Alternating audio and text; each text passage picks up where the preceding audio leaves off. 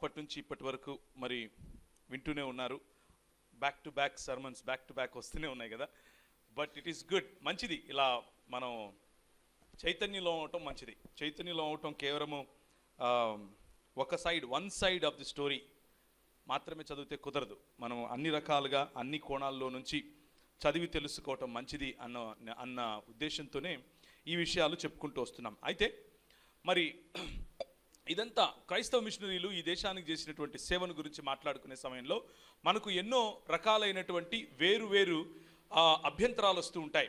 ఉదాహరణకు ఒక అభ్యంతరం ఏమిటి అని అంటే, మీ క్రైస్తవ మిషనరీలు రావడం కారణంగానే ఈ దేశంలో ఇంపీరియలిజం అంటే వేరే దేశం నుంచి వచ్చేటటువంటి వాళ్ళ యొక్క సామ్రాజ్యవాదం మీరు దాన్ని ప్రోత్సహిస్తున్నారు. ఇక్కడ ఆ ఇంపీరియలిజం కారణంగానే చూడండి మా సంస్కృతిలో ఎన్నో రకాలైనటువంటి మార్పులు వస్తున్నాయి అని అంటారు. ఏంటండి ఆ సంస్కృతిలో వచ్చే మార్పులు అని అంటే, మా దేశంలో ఆడవాళ్ళు చక్కగా చీరలు కట్టుకునేవాళ్ళు, ఇప్పుడేమో మా వాళ్ళు జీన్స్ ప్యాంట్లు మరియు టీషర్ట్లు వేసుకుంటున్నారు అని అంటున్నారు.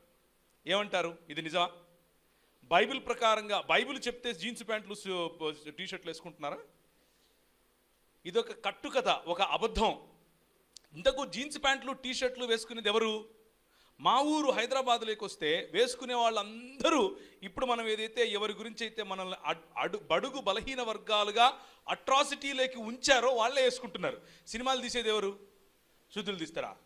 మర్చిపోయినా. శూద్రులు అనగానే మనకు మైండ్లో ఏమొస్తుందో నాకు తెలియదు, కానీ అసలు శూద్రులు అంటే ఎవరో చెప్తాను. శర్మ, వర్మ, గుప్తా కాకుండా ఉండే మిగిలిన వాళ్ళు అందరూ శూద్రులే. ఇంతకంటే సింపుల్గా ఏం చెప్పాలి? అర్థమైందా?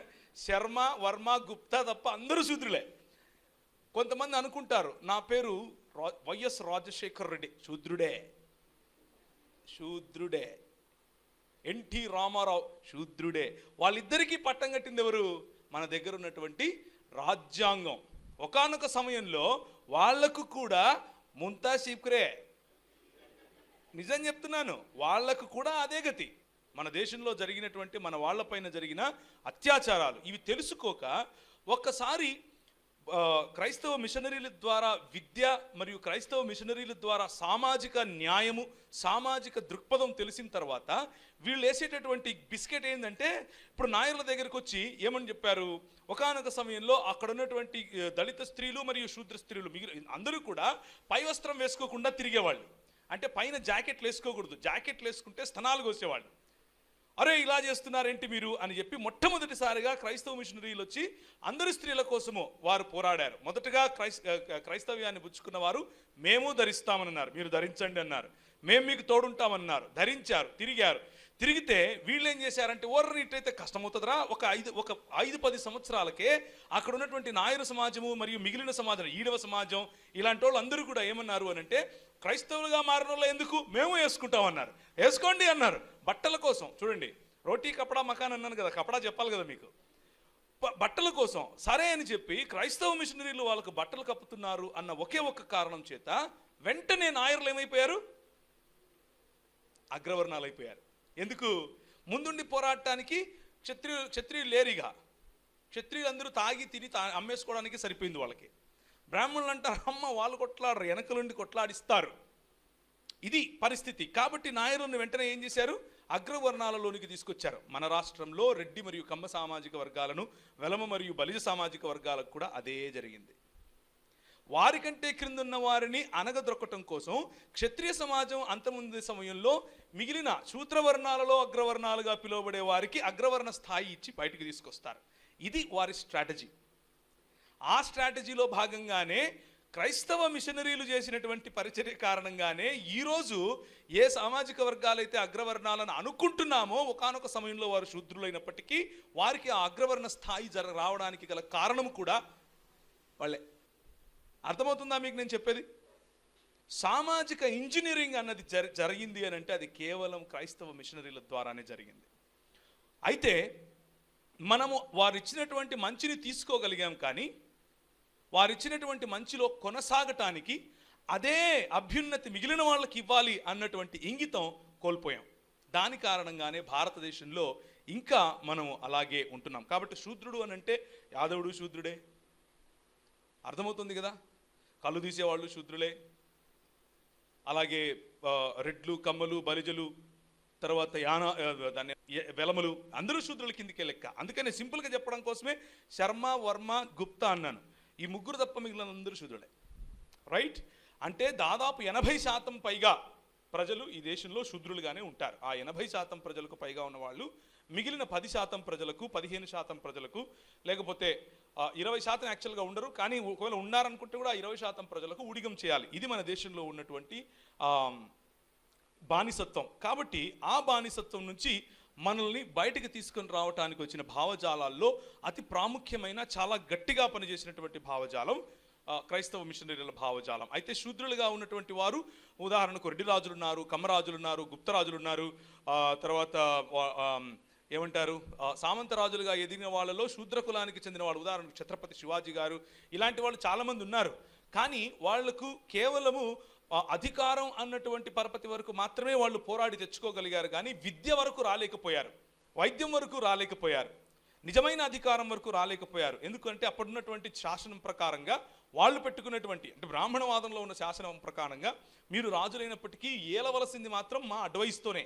ఈరోజు మన పిల్లలు బిచ్చమడుక్కోకుండా ఉన్నారు అనంటే మన దేశంలో ఈరోజు సాఫ్ట్వేర్ రంగం కానీ, ఈరోజు యూనివర్సిటీ రంగం కానీ, ఈరోజు లా కానీ ఏదైనా సరే ఈరోజు మన దేశంలో ఉందంటే దానికి కారణం ఇంగ్లీష్ భాష కాదంటారా?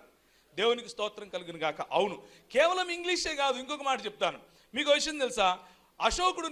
అశోకుడు చెక్కించినటువంటి ఈ శిలాశాసనాలలో ఏ భాషలు ఉన్నాయంటే గ్రీకు భాష ఉంది, అరమైక్ భాష ఉంది, పాలి భాష ఉంది, సంస్కృతం లేదు.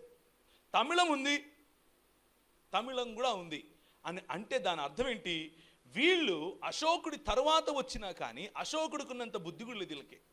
ఎందుకు అనంటే బయట నుంచి వచ్చిన భాష అని అంటారు, కానీ వాళ్ళు మాత్రం బయట నుంచి వచ్చిన భాష నేర్చుకుని బయటికి వెళ్తారు. ఎందుకు బయట నుంచి వచ్చిన భాష నువ్వు నేర్చుకుంటే నిన్ను తిడతారంటే నువ్వు వాళ్లకు సమానం అవుతావని. అది వాళ్ళ బాధ. కానీ మన మిషనరీ తల్లిదండ్రులు ఇది బయట నుంచి వచ్చిన భాష అని ఇంగ్లీషు నేర్పించారు, లోకల్గా ఉన్న భాష అని హిందీ మొదలుపెట్టింది మనం. మధ్య భారతదేశంలో ఉన్నటువంటి కొన్ని డైలెక్ట్స్ను కలిపి మొట్టమొదటిసారిగా హిందీ భాషకు నిఘంటువు రాసింది క్రైస్తవ మిషనరీలు. మొట్టమొదటిసారిగా హిందీ భాషలో వ్యాకరణం రాసింది క్రైస్తవ మిషనరీలు.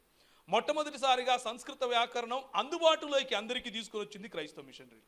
ఇలా చెప్పుకుంటూ పోతే వాళ్ళు ఏ భాషకు, తెలుగు భాషను మ్లేచ్ఛ భాష అన్నారు, తమిళ భాషను మ్లేచ్ఛ భాష అన్నారు, కన్నడ భాషను మ్లేచ్ఛ భాష అన్నారు, మలయాళాన్ని అంతే, మిగిలిన భాషలను అంతే. కానీ వాటిలో వ్యాకరణం, వాటిలో మొదటి నవల, మొదటి పుస్తకం, మొదటి బైబిల్ అన్నీ రాసింది ఎందుకు? ఇదిగో ఈ పుస్తకం చదవాలని.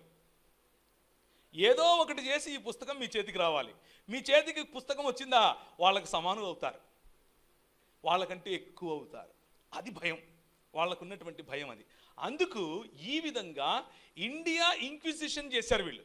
మనల్ని ఏమంటారంటే, మీరు ఒకానొక సమయంలో మిషనరీలుగా వచ్చి సర్ ఫ్రాన్సిస్ జేవియర్ లాంటి వాళ్ళు వచ్చి ఈ దేశంలో ఒకవైపు దాన్ని ఏమంటారు కుష్ఠరోగులు ఉన్నారు, వాళ్ళను ఇసుకలో పాతేస్తున్నారు గోవా ప్రాంతంలో, చూసి వాళ్ళను సంరక్షించి వాళ్ళ కోసం అవి ఇవి కట్టి వాళ్ళ అభ్యున్నతి కోసం పోరాడి ఎన్నెన్నో చేశారు. అవన్నీ ఓకే, కానీ నిజానికి మీరు ఏం చేశారంటే మత మార్పిడి చేశారు. గోవా ఇంక్విజిషన్ అన్నటువంటి పద్ధతిలో, అంటే మాటిమాటికి అవే మాట్లాడి మాటిమాటికి కత్తివాతాన భయపెట్టో, వాళ్ళని జైళ్లలో పెట్టో, విగ్రహాలు పగలగొట్టించి వాళ్ళని మత మార్పిడి చేసి మీ ఒక రాజ్యాన్ని, ఇక్కడ పోర్చుగీస్ రాజ్యాంగాన్ని కట్టుకున్నారు, పోర్చుగల్ రాజ్యాన్ని కట్టుకున్నారు అన్న అభియోగం క్రైస్తవ మిషనరీల పైన ఈ మధ్య కొంతమంది కుహన భారతీయ మేధావులు చేస్తున్నారు. మేధావులు కాదు, అనుకుంటారు మేధావులని. కానీ అయ్యా అమ్మ అక్క, నిజమైనటువంటి ఇంక్విజిషన్ అంటే ఇది వేల సంవత్సరాలుగా మనిషికి ఉన్నటువంటి గుర్తింపును తీసేసి నువ్వు పశువు కంటే హీనుడిరా అని చెప్పడం కంటే ఇంకా ఎక్కువ ఇంక్విజిషన్ ఉంటుందా? ఒకరోజు కాదు, 2 రోజులు కాదు, వేల సంవత్సరాలు. నువ్వు మనిషివే కాదు, నువ్వు బట్టలు కూడా కట్టుకోవడానికి వీలు లేదు అని అంటే అంతకంటే ఇంక్విజిషన్ ఉంటుందా ఈ ప్రపంచంలో? నువ్వు మనిషివే కాదు, నువ్వు అన్నం తినకూడదు, నీకు పేడిస్తాం అని అంటే అంతకంటే ఇంక్విజిషన్ ఉంటుందా ఈ దేశంలో? ఈ ప్రపంచంలో ఇంకెక్కడన్నా ఉందా అలాంటి ఇంక్విజిషన్? అంటే మనుషుల మనస్సుల్లో స్వాతంత్రం వచ్చిన 70 సంవత్సరాల కూడా ఇంకా నేను స్వతంత్రుని కాదు అనుకునేంతగా మనకు ఆలోచనలు ఉన్నాయంటే ఎన్ని వేల సంవత్సరాల నుంచి మన DNA పైన కోడింగ్ జరిగిందంటారు? వీళ్ళు ఏదో బ్రెయిన్ వాష్ గురించి మాట్లాడుతున్నారు. వాళ్ళు చేసింది బ్రెయిన్ వాష్ కాదు, DNA వాష్ చేశారు వీళ్ళు. మన డిఎన్ఏలోనే మనకి మార్చేశారు. అసలు నువ్వు మనిషివే కాదు. ఋగ్వేదం మొదలుకొని ఐత్తరీయ బ్రాహ్మణం వరకు ఏం చెప్తొచ్చారు? నువ్వు దాసునివి, నువ్వు దస్యునివి, నువ్వు రాక్షసునివి, నువ్వు ఫలానా, నీ ముక్కు బాగాలేదు, నీ నరం బాగాలేదు, నీ తలకాయ బాగాలేదు, నీకు రింగులెట్టుకు బాకినోరు వేసుకొని ఉన్నావు, నువ్వు బయట ఉండాలా, నిన్ను తాకొద్దు. వేల సంవత్సరాలు, ఒక సంవత్సరం కాదు. ఇది నిజమైన ఇంక్విజిషన్. అంతేగాని నువ్వు దేవుని స్వరూపంలో ఉన్నావు, నువ్వు దేవుని బిడ్డవై ఉన్నావు, మనం అందరం సమానం అంటే ఇంక్విజిషన్ ఎలా అవుతుంది? బుద్ధుడిని మాట్లాడాలి కదా. విద్య నిషేధం చేస్తే ఇంక్విజిషన్, విద్య చెబితే ఇంక్విజిషన్ ఎలా అవుతుంది? విద్య చెప్తే మంచిది అవుతుంది. అర్థమవుతుంది కదా. విద్య నిషేధం చేస్తే ఇంక్విజిషన్ అవుతుంది, వైద్యం నిషేధం చేస్తే ఇంక్విజిషన్ అవుతుంది. ఎలా వైద్యం నిషేధం? వీళ్ళ పుస్తకాల్లో రాసుకుంటారు, వైద్యం చేసేవాడు దొంగ ఒకటే అంట. ఎందుకు? ఇద్దరిని తాకొద్దు. ఎందుకే? అది ఇంక్విజిషన్. మనకు వైద్యం రావద్దు, మనకు విద్య రావద్దు, మనం ఆరోగ్యంగా ఉండద్దు, మనం తినద్దు, మనం కట్టుకోవద్దు, మనకు భూమి ఉండద్దు. ఇది నాయన ఇంక్విజిషన్. బయటోడు ఎక్కడో పుట్టొచ్చి వాడు ఇక్కడ కుష్ఠరోగై చచ్చిపోతున్నాడంటే వాడిని కౌగిలించుకుని వాడిని చేతిలో ఎత్తుకుని ఇంటికి తీసుకుపోయి వాడికి ఇంత ముద్ద అన్నం పెట్టి, సరేరా నా దగ్గరుండరా నాయన అని చెప్పి వాడికి ఒక చిన్న ఇల్లు ఇస్తే, నువ్వు మా ఊర్లో కుష్ఠరోగిని బాగా చేస్తావా అని చెప్పి మామూలుగా జై బజరంగబలి అని వచ్చి వాళ్ళ ఇద్దరు చిన్నపిల్లలను ఆయనను తీసుకొని పోయి ఒక కారులో పెట్టి కాల్ చేశారు చూసారా, అది ఇంక్విజిషన్. కుష్ఠరోగులకు వచ్చి సేవ చేస్తానంటే ఇంక్విజిషన్ అవుతుందా? బుద్ధుండద్దు ఆలోచించడానికి. ఏమంటారమ్మా? కుష్ఠరోగులకు వచ్చి హత్తుకొని వాళ్ళని ఇంటికి తీసుకెళ్ళి వైద్యం చేస్తే అది ఇంక్విజిషన్ అవుతుందా? లేకపోతే నువ్వు మా కుష్ఠరోగులకు వచ్చి మేమున్నాం ఇక్కడ, వాళ్ళ కర్మ, వాళ్ళు అట్లే చావాలి, నువ్వెవడు వచ్చి చేయడానికి అని చెప్పి వాళ్ళని కాల్ చేస్తే అది ఇంక్విజిషన్ అవుతుందా? ఆలోచించాలి. విముక్తి చేసే అధికారం లేదు అనడం. వీళ్ళు చరిత్రనే కాదు, ఖగోళ శాస్త్రాన్ని కూడా తిరగరాస్తారు. మన లోకమాన్య తిలక్ ఉన్నాడు కదా, ఆయన ఏమన్నాడు తెలుసా? ఒకసారి ఏమంటాడంటే, ఇప్పుడుండే ఈ బీహారు, ఉత్తరప్రదేశ్ ఈ ప్రాంతాలంట ఆర్కిటిక్ నుంచి వచ్చాయంట. అర్థమవుతుందా? ఆర్కిటిక్ ఖండం ఎక్కడ ఉంటుంది? భూమి జరుగుతూ ఆర్కిటిక్ నుంచి భారతదేశంలో కలిసిందంట. కాబట్టి ఇక్కడున్న వాళ్ళు, అంటే ఈ బీహార్ ప్రాంతం నుంచి వచ్చిన మగధ రాజ్యాలు, అంటే బేసిక్గా కృష్ణుడు ఈ దేశం కూడా అని చెప్పడం కోసం అంత కథ అనమాట. అర్థమవుతుందా? ఆర్కిటిక్ ఎక్కడుంది, భారతదేశం ఎక్కడుంది, బీహార్ ఎక్కడుంది?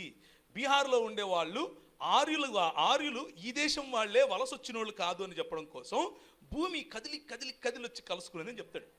ఇంకా చెప్పండి, మీరు చెప్పండి మీ ఊర్లలో ఈ మాట వింటారా? ఆర్కిటిక్ ఖండానికి ఆసియా ఖండానికి లింకు పెట్టినావు నాయన, దండేసి దండం పెట్టాలి నీకు అంటారు. అవునా కాదా? అది వీళ్ళ మేధావితనం. అది ఏ విధంగానైనా సరే ఒప్పుకోవాలని చెప్పి ఆర్కిటిక్ ప్రాంతం నుంచి ఇది వచ్చింది అని ఈయన తిలక్ చెప్పాడని చెప్పి ఈ గోల్వాల్కర్ ఏం చేస్తాడు? అవునవును తూచి కరెక్టే ఆర్కిటిక్ నుంచి వచ్చింది. నేను భూమి కదిలితే భూమిలో ఉండే ప్రజలు కూడా కదులుతారు కదా. ఇప్పుడు బీహార్ నుంచి విడిపోయి ఇట్లా విడిపోయి ఆర్కిటిక్ అట్లా పోతే, ఇప్పుడు ఇక్కడ నుంచి పోయిన వాళ్ళు భారతీయులు అక్కడ ఉండాలి కదా, మరి ఏర్రా అంటే అంటాడు. ఇది వాళ్ళ కథ. వాళ్ళు రాసుకున్న పుస్తకాలు నేను సొంతంగా చెప్తున్నాను అనుకుంటారు పొరపాటున. అందుకే అస్సలు కాదు. బీహారు, ఒరిస్సా అంట ఆర్కిటిక్ లోటి అంట. అది ఇంక్విజిషన్. ఏది ఇంక్విజిషన్? మన దేశంలో మన ప్రజలకు, మన భూభాగానికి మన చరిత్రను దాచిపెట్టి కొత్త చరిత్ర, కొత్త భూభాగాలు పరిచయం చేసి, ఈ నుంచి ఆర్కిటిక్ పోయింది, ఈ నుంచి అంటార్కిటికా పోయింది, ఈ నుంచి ఆఫ్రికా పోయింది అంటే నవ్వుతారు ప్రజలు. ఇది ఇంక్విజిషన్ అంటే. ఇంకా ఇంక్విజిషన్లో భాగాలు ఏమున్నాయి నాయన? మీకు విషయం తెలుసా? మన దేశంలో 2 దేశాలు ఉన్నాయి అని చెప్పడం ఇంక్విజిషన్.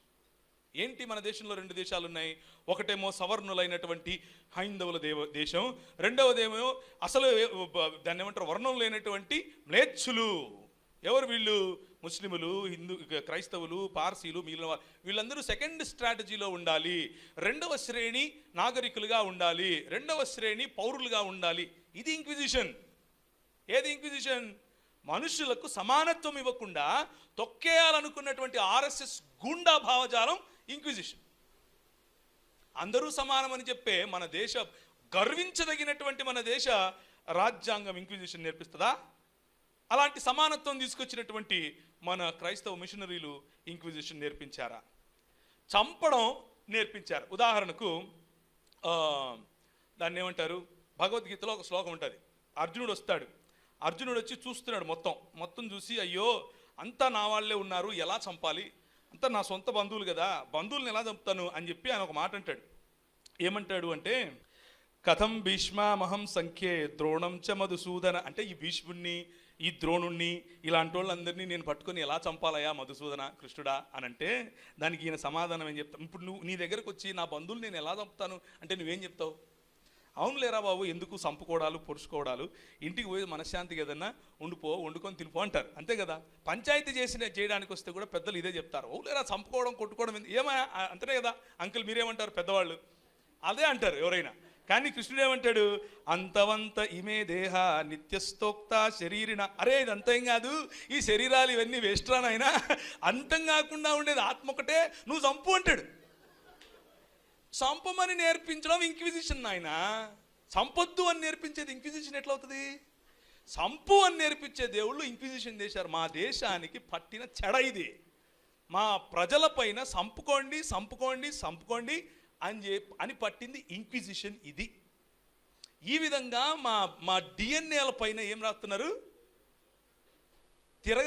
చరిత్రను తిరగరాసి మా భావజాలాల్లో చంపుకోవడం నేర్పించి, కత్తివాతాన క్రైస్తవులు చంపారా?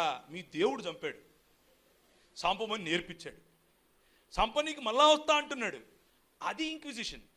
అంతేగాని మనల్ని రక్షించినటువంటి వారు ఇంక్విజిషన్ చేసిన వారు కాదు. ఇప్పుడు మోడర్న్ డే అంటే అభినవ భారతదేశంలో ఎలాంటి ఇంక్విజిషన్ జరుగుతుందో చెప్తాను చూడండి. మొట్టమొదటిగా, ఇంతవరకు నేను అన్నతో మాట్లాడుతున్నాను, టీచర్ అన్న వెనకలు కూర్చున్నారు. నేను 90 నుంచి టీచింగ్ చేస్తున్నానన్నా. 90లలో ఎవరి గురించి రాసేది? సామాజిక సంస్కరణ అంటే ఒక విలియం కేరీ గురించి, తర్వాత ఈశ్వరచంద్ర విద్యాసాగర్ గురించి, తర్వాత దాన్ని ఏమంటారు మన మదర్ తెరీసా గారి గురించి, ఆ తర్వాత ఇలా ఎవరైతే నిజంగా పనిచేశారో అలాంటి వారి గురించి అక్కడక్కడ కనిపించేది. ఇప్పుడు 2000 తర్వాత వీళ్ళందరూ గాయబైపోయారు. గాయబు ఏం కనపడదు. ఎవరు కనిపిస్తారు? పండిత్ దీన్ దయాళ్ ఉపాధ్యాయ కనిపిస్తాడు. ఏం చేశాడు? అన్ని పెట్రోల్ బంకులు అందరి దగ్గర ఆయన ఉంటాడు, శాలువ కప్పుకొని అద్దాలు పెట్టుకొని. చూశారు ఎప్పుడైనా? ఆయన పేరు పండిత్ దీన్ దయాళ్ ఉపాధ్యాయ. ఏం చేశాడు దేవునికి, మన దేశానికి? ఏం చేయలే. కానీ ఆయన గురించి ఇది ఇంక్విజిషన్ అంటే. ఆడెవడో కూడా తెలియనోడిని తీసుకొచ్చి నా నెత్తి మీద రుద్దడమే ఇంక్విజిషన్. శ్యామాప్రసాద్ ముఖర్జీ గురించి చెప్తారు. ఎవరు శ్యామాప్రసాద్ ముఖర్జీ? మీకు ఎవరికైనా తెలుసా? ఏం చేశాడంటే, క్విట్ ఇండియా మూవ్మెంట్ భారతదేశంలో జరుగుతూ ఉంటే బెంగాల్ ప్రాంతంలో క్విట్ ఇండియా రానివ్వను అని కూర్చున్నాడు. ఆయన గురించి ఇప్పుడు మేము చరిత్రలో చదువుకోవాలంట, మన పిల్లలు చదువుకోవాలి. ఇంక చెప్పండి, అర్థమవుతుందా? చరిత్రను తిరగరాయటం, చరిత్రను తిరగరాసి పిల్లలకు నేర్పించటం. చేసిన వాళ్ళనేమో పక్కన పెట్టాలి, చేయనోడిని తీసుకొచ్చి నెత్తిన పెట్టాలి. ఇది ఇంక్విజిషన్ అంటే. ఇంక్విజిషన్ అంటే ఇది నాయన. ఇంకా రీరైటింగ్ హిస్టరీ మాత్రమే కాదు, రీరైటింగ్ ది కాన్స్టిట్యూషన్. మనుధర్మ శాస్త్రాన్ని తీసుకొని వచ్చి రాజ్యాంగంగా మన మీద రుద్దాలని ప్రయత్నం చేస్తున్నారు చూసారా, అది ఇంక్విజిషన్. అలాంటి ఇంక్విజిషన్ నుంచి జాగ్రత్త పడాలి. మొన్నటికి మొన్న సైన్యంలో నుంచి కొందరు బయటకు వచ్చి పొలిటికల్ పార్టీలో మరి వారు సభ్యత్వం తీసుకొని పోరాడారు. ఎందుకు పోరాడారో తెలుసా? సైన్యం లోపలికి, అంటే భారతదేశ సైన్యంలోనికి ఆర్ఎస్ఎస్ తొత్తులు గుండాలు వెళ్ళి వాళ్లకు బ్రెయిన్ వాష్లు చేస్తున్నారు. ఏమని? హిందుత్వ ఏంద్రా హిందుత్వ ఏంది, మా దేశభక్తి లాంటిది కాదే. వాళ్ళకి డౌట్ వచ్చింది. దేశభక్తి గురించి చెప్పనీకి వీడు వచ్చాడు, కానీ దేశభక్తి అంటే నా ఉద్దేశంలో దేశంలో ఉన్న ప్రజలకు సేవ చేయడం కదా. ఈడేంటిడు వాడిని కొట్టు వీడి కొట్టు అంటాడు, కాశ్మీర్లోకి వెళ్ళి వాడిని కొట్టంటాడు ఏంటిడు, కాశ్మీర్లో వాడిని ఎట్లా కొడతా, వాడు కూడా భారతీయుడు కదా, అలా ఎట్లా అవుతాడు, ఈ ముస్లిం కదా వాడు భారతీయుడు కాదు అంటాడంట. అది తెలిసి బయటకు వచ్చి ఆయన దాన్ని ఏమంటారు, ఎడ్యుటేషన్ చేస్తున్నాడు, సైనికుడు. ఇది ఇంక్విజిషన్. హిందుత్వ పేరు మీద ఇంక్విజిషన్ అంటే వేరే మతాలున్న వారిని అని చెప్పి వారిని అనగద్రొక్కి వారి పిల్లలను వారి తల్లిదండ్రుల నుంచి దూరం చేస్తున్నారు చూసారా, ఇది ఇంక్విజిషన్. ఇట్లా చెప్పుకుంటూ పోతే నేను రాత్రంతా చెప్తాను భారతదేశాన్ని ఏ విధంగా ఈ మనువాదులు ఇంక్విజిషన్కి తీసుకొచ్చారు. కొందరికే ఆర్థిక స్వాతంత్రం వచ్చింది, కొందరికే ధన స్వాతంత్రం వచ్చింది, కొందరికే పదవీ స్వాతంత్రం మరియు అధికార స్వాతంత్రం వచ్చింది. ఇవేవి రాని లక్షల కోట్ల మంది ఇంకా ఈ భారతదేశంలో కుల వ్యవస్థ కింద, హిందుత్వవాదము అనేటటువంటి పంజా కింద అణిగిపోతూనే ఉన్నారు. ఆ స్వాతంత్రం కేవలం యేసుక్రీస్తు మాత్రమే ఇస్తాడు. కానీ ఆయన రాజ్యము ఈ లోక సంబంధమైనది కాదు. ఆయన పిలాతు ముందు నిలబడుకుని అన్నాడు, అవును నేను రాజునే, కానీ నా రాజ్యము ఈ లోక సంబంధమైనది కాదు. ఒకవేళ అయితే నా శిష్యులు దానికోసం పోరాడుచుండేవారు కదా అని అన్నాడు. ఎందుకన్నాడు అని అంటే, ఓరు నాయన పిలాతు నీకు అర్థం కాలేదు, నేను నీకు కూడా రాజును రా అంటున్నాడు. నీకు అర్థం కాలా ఇంకా, నేను నీకు కూడా రాజుని. నువ్వు అనుకుంటున్నావు నన్ను అప్పచెప్తున్నావు అని కాదు, నేనే స్వచ్ఛందంగా వెళ్తున్నా, నేను అనుకుంటే నువ్వు కూడా ఉండవు అంటున్నాడు. అది మన రాజ్యము ఈ లోక సంబంధమైనది కాదు అని అంటే అర్థం ఏమిటి అని అంటే, మనకు ఇల్లు ఉండొద్దు, మనకు చదువు ఉండొద్దు, మనకు సమాజం అవసరం లేదు అని కాదు. దాని అర్థం ఏంటంటే ఈ లోక భావజాలానికి సంబంధించింది కాదు, ఈ లోక అధికారానికి సంబంధించింది కాదు, ఈ లోక కుహన ఆత్మీయతకు సంబంధించింది, మతపరమైనది కాదు. మనము ప్రభువు కట్టేటటువంటి రాజ్యములో కనికరమును ప్రేమించటం ఉంటుంది. ప్రభువు కట్టేటటువంటి రాజ్యములో ప్రేమ ఉంటుంది. ప్రభువు కట్టేటటువంటి రాజ్యములో న్యాయము ఉంటుంది. ప్రభువు కట్టేటటువంటి రాజ్యములో సమానత్వం ఉంటుంది. ప్రభువు కట్టేటటువంటి రాజ్యములో అందరికీ సామ్యవాదముగా అందరూ తగ్గించుకుని జీవించేటటువంటి జీవితం ఉంటుంది. అలాంటి జీవితం కోసం మనము ఈ బ్రాహ్మణవాదంలో నుండి బయటికి ప్రజలను తీసుకొని రావటానికి ప్రతిసారి పోరాడుతూనే ఉండాలి. ఈ భారతదేశంలో మైండ్ను ఇంక్విజిషన్ చేసి, సోల్ ఇంక్విజిషన్ చేసి, మనిషికి మనిషి అన్న గుర్తింపు లేకుండా నువ్వు చంపడానికి పుట్టావు, నువ్వు చావడానికి పుట్టావు, అసలు నీ శరీరం పనికిరాదు, వేస్ట్ ఈ శరీరం, ఆత్మ మాత్రమే. చాలా శ్లోకాలు ఉన్నాయి, తర్వాత చదువుతాను సమయం దొరికినప్పుడు. ఆత్మ మాత్రమే నిత్యమైనది కాబట్టి నీ శరీరం వేస్ట్ అని భగవద్గీత చెప్తుంది. కాబట్టే ఆ మాటలు ప్రజలకు బోధించి వాళ్ళను ఆత్మీయంగా బలపడకుండా, అలా శారీరకంగా వాళ్ళని చూడకుండా వారి కర్మకు వాళ్ళని వదిలేయండి అని చెప్పి వెళ్ళిపోయారు. దాని నుంచి మనం విడిపించాలి. అలాంటి ఇంక్విజిషన్ నుంచి మనం బయటికి రావాలి అని ఆలోచిద్దాం. ఒకసారి ఆఖరిగా ఒక వచనాన్ని చూపుతాను, చదివి మనం ముగించుకుందాం. దానియేలు గ్రంథం 2వ అధ్యాయం. దానియేలు గ్రంథము 2వ అధ్యాయం. దానియేలు గ్రంథము 2వ అధ్యాయం 31వ వచనము. రాజా తాము చూచుచుండగా బ్రహ్మాండమగు ఒక ప్రతిమ కనబడెను కదా. ఆ గొప్ప ప్రతిమ మహాప్రకాశమైన భయంకరమైన రూపము గలదై తమ ఎదుట నిలిచెను. ఆ ప్రతిమ యొక్క శిరస్సు మేలిమి బంగారమయమై, దాని రొమ్ముల భుజముల నుండి వెండియు, దాని ఉదరమును తొడలును ఇత్తడివియు, దాని మోకాళ్ళు ఇనుపవియును, దాని పాదములలో ఒక భాగము ఇనుపదియు ఒక భాగము మట్టిదియు అయి ఉండెను. మరియు చేతి సహాయము లేక, ఇది అండర్లైన్ చేసుకోండి, చేతి సహాయము లేక తీయబడిన ఒక రాయి ఇనుమును మట్టియు కలిపిన ఆ ప్రతిమ యొక్క పాదముల మీద పడి దాని పాదములను తుత్తునీలుగా విరగొట్టినట్లు తమకు కనబడెను. ఈ చేతి సహాయము లేక తీయబడిన రాయి ఇంకెవరో కాదు, నువ్వు నేనే. సంఘముగా పిలువబడినటువంటి మనము దేవుని రాజ్యమైనటువంటి ఈ రాయి. ఈ రాజ్యము చిన్నది అని అనుకున్నారు, పోతుందిలే అని అనుకున్నారు. కానీ గింజలుగా విత్తనములుగా విత్తబడ్డాం. ప్రపంచం యావత్తు మనము విస్తరించాం, ఫలించాం, అభివృద్ధి చెందాం, భూమిని నిండించాం, లోబరుచుకుంటాం. ఇది జరుగుతుంది. అయితే మనము రాజ్యాధికారం కోసం ఇది చేయం. మనము దేవుని యొక్క రాజ్య స్థాపన కోసం ఇది చేస్తాం, ప్రేమ స్థాపన కోసం ఇది చేస్తాం, సమానత్వ స్థాపన కోసం ఇది చేస్తాం, అందరికీ సమాన హక్కులు ఉండాలి అన్న దానికోసం ఈ పని చేస్తాం. తలలు వంచుకున్నట్లయితే ప్రార్థన చేసుకుని ముగించు.